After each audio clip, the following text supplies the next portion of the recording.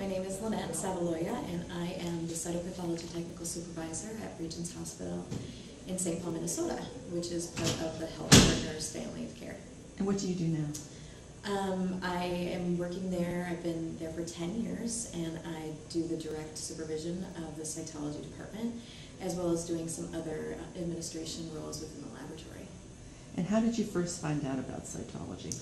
I first found out about cytology when I was in college, and I was looking for a major, and I was talking to a career counselor, and at the time I was taking a microbiology course, and I really enjoyed the microscope work.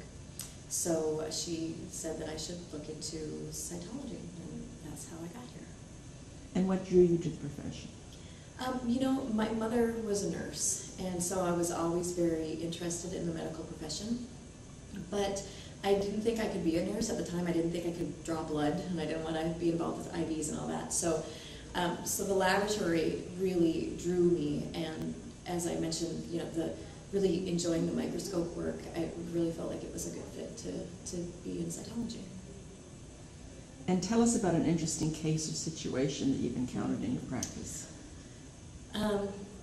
This one's going to make me a little teary-eyed, I think. So there's a good story, and I was not out of school very long, maybe 2 or 3 years, and I was working with Michael Stanley at Hennepin County Medical Center in Minneapolis, and we were doing a fine needle aspiration on a patient who happened to be a clown for the Shrine Circus. And my dad is a Mason and a Shriner, so it was very touching for me. And we went in and we did this biopsy, and he was just great. And I think his clown name was Smiley, if I think about it now. And he was just a great man. And I had left the room, and Dr. Stanley had stayed with him. And when Dr. Stanley left the room and came back into the lab, he said, "This is for you from Smiley the Clown," and he handed me a balloon dog that he had made for me in the procedure room. And the hardest part about that was that he had squamous cell carcinoma. And knowing from where it was, I believe it was from a lymph node, it was, I wasn't sure how well he was going to do. And so it was very, very touching for me, but at the same time very sad. What do you like best about being a cytotechnologist? I think what I like best about being a cytotechnologist and being in the healthcare profession is really feeling like you make a difference to people every day.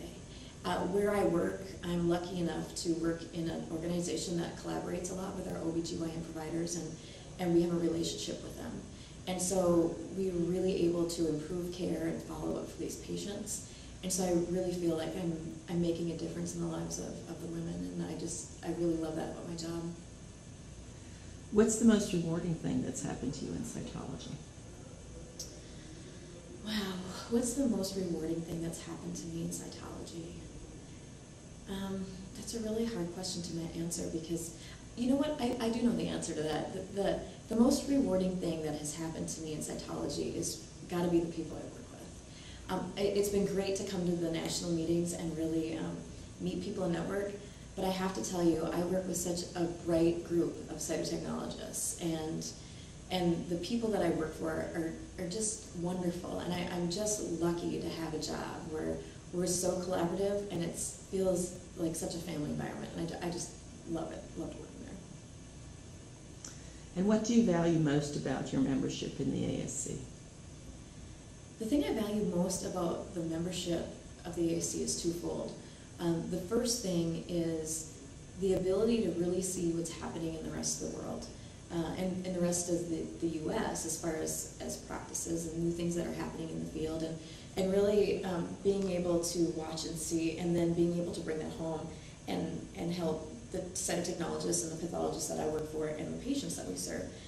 But the second thing is also the friendships. I've made some of my closest friends through cytology, and we get to see each other here at the ASC meetings, and so it's a great opportunity to network with those great friends and be colleagues and build the profession at the same time. So that's what I value the most, really. We're celebrating our 60th anniversary in the 2012 meeting. Do you have a memory from the ASC you would like to share? Yeah, I do. It was my second ASC meeting. It was in Salt Lake City. And one of the pathologists I had worked for at the time, Ricardo Bardalis, was a student of Dr. Casas. And so I I saw him actually in the hallway. It was the last meeting I remember seeing him at. And I walked up and I introduced myself to Dr. Koss, and I told him that I worked for Ricardo, and Ricardo had told me that Dr. Koss had always called him his son. And I didn't think I was going to get emotional about this. And Dr. Koss looked at me and he said, well, Ricardo is my son, then that makes you my granddaughter. And it really made me feel like I had a legacy in the profession. So that's my memory. Thank you. Is there anything else you would like to say? No, I'll apologize for getting teary-eyed, and just thank you for the opportunity for sharing my story. Thank you very much.